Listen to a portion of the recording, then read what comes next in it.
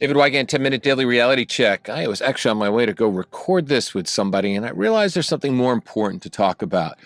I'm actually driving my car, so if there's any strange noises, it's not me. It's what's around me. Stress is what's around me today. What a weekend. I was stressed out.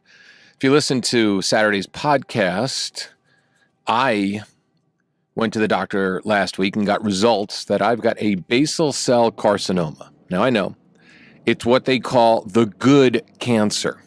It's a good cancer. You know, the word cancer itself sucks. Whoo, man, some people fucking hate the word fuck. I think the word cancer is probably the ugliest word in the English dictionary. Now, for the last, 3-4 years, I've been getting moles removed that were precancerous moles or irregular cells that may or may not have ever triggered. I've done many things to my skin to really try to fix the damage that I did. You see, when I was a kid, I had competed with my mother to see who was tanner. Let's see, who's tanner?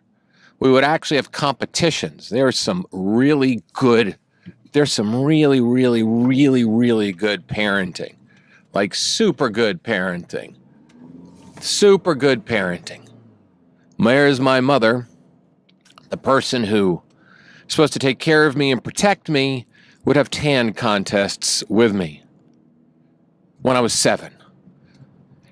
She would really feel validated if she won.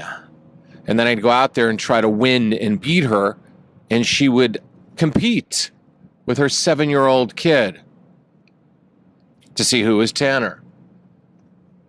Think about how really screwed up that is. So, my 20s, I tanned. My teens, I tanned. My zeros, I tanned. I tanned and tanned and tanned and never really thought about any repercussions.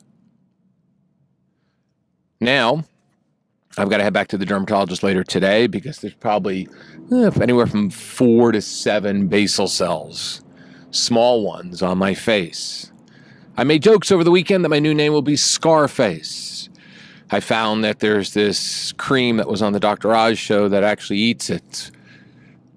But the thing is that I want to know is how you handle this stress. See, I've always been a little on the neurotic side. My health is extremely important to me. I tend to be Larry David at times when it comes down to my health. I take lots of vitamins. I look young. I work out. I sleep well. But I am a human being, and I do have human experiences. Maybe my head doesn't circulate like some of yours does when it comes down to meeting people and the fears of that. That stuff to me is easy peasy, man. I got no problem with that at all. That stuff is so easy to me. Where my head circulates is my health. My dad passed away at 56. My grandfather at 57. My mom had cancer. My grandmother had cancer. So I have done everything I can do to really make my life long because I think life is such a beautiful journey that I want to last as long as I possibly can and as healthy as I can. So the good cancer threw me for a loop. I started looking on the internet like I'm sure some of you do, and I started looking at pictures, ugly pictures. Oh my God, you have to look at the pictures. No, you don't, because you would be disfigured. Forget about Scarface, I would become Elephant Man, the growths, melanoma, sarcomas, I can't even pronounce that one. Basal cell. I started feeling it was crawling all over my body. My body was rebelling. What can I do? I do so many nice things to my body. I'm sorry, I was saying over and over again. Sorry, my body. I'm so sorry that I abused you as a kid. I get upset. I drove my girlfriend nuts. She was loving and supportive. Tried to change the topic by showing me a couch she wanted to get us. And I just kept going and going into my head, spiraling and spiraling. I didn't know what else to do. My mother was a spiraler. So I just kept spiraling and spiraling and spiraling.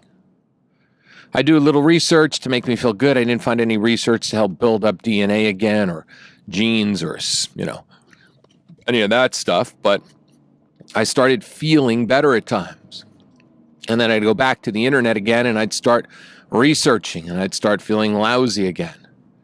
I didn't sleep at all. As a matter of fact, I just basically woke up at 4 o'clock in the morning in a state of panic.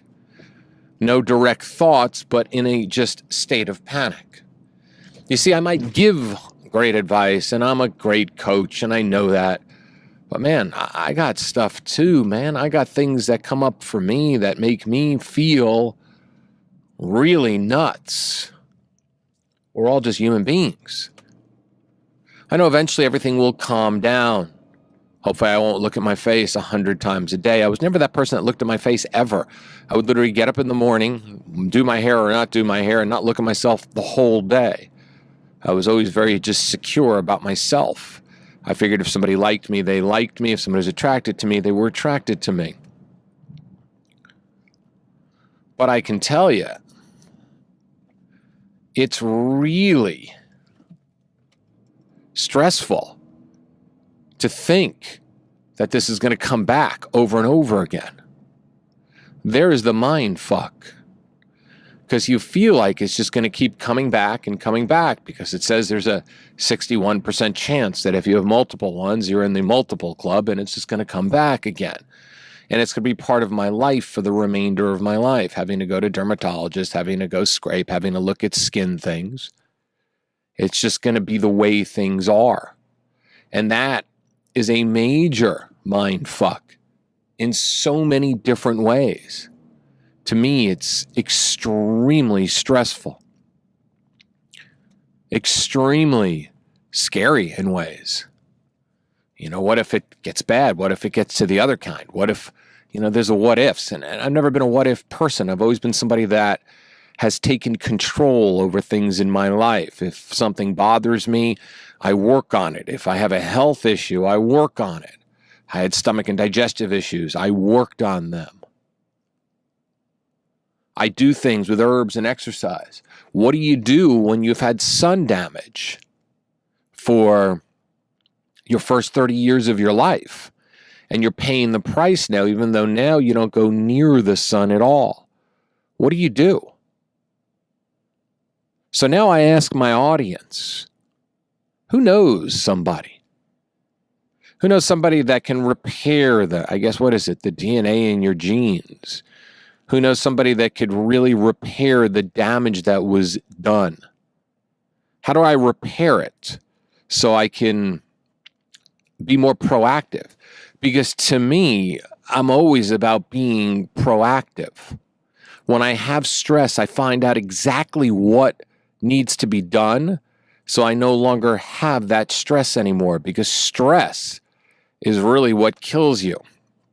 I woke up this morning and I haven't felt this lousy in a long, long time. Stress kills you. So I'm reaching out to all of you today, my audience, to see if you know any skin specialists. Is there some cells that I need to do? Is there, some type of process that I need to do?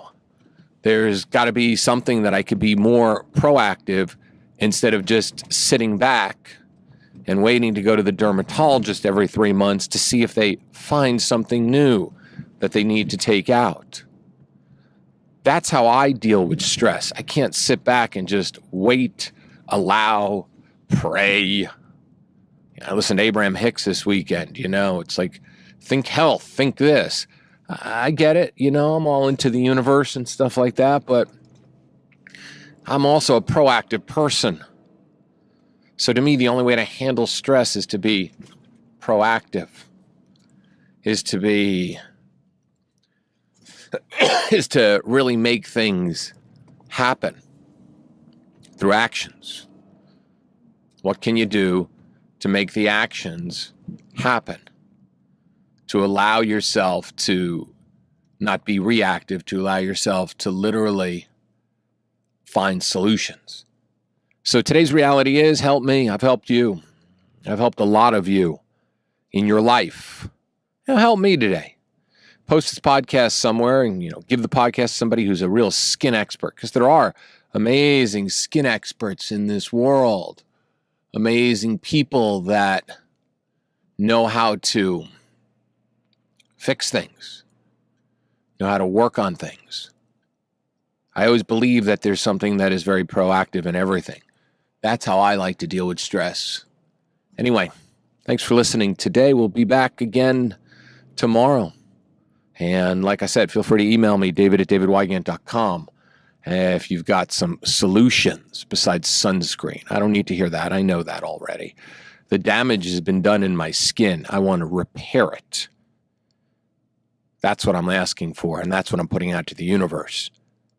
Is somebody who knows somebody who's really advanced in this shit and can really repair the damage that I did, so I can peacefully be me again, which I will be.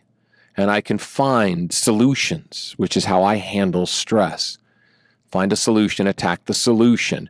That way the stress will no longer be a part of your life anymore, because you're being proactive instead of playing the waiting, reactive game.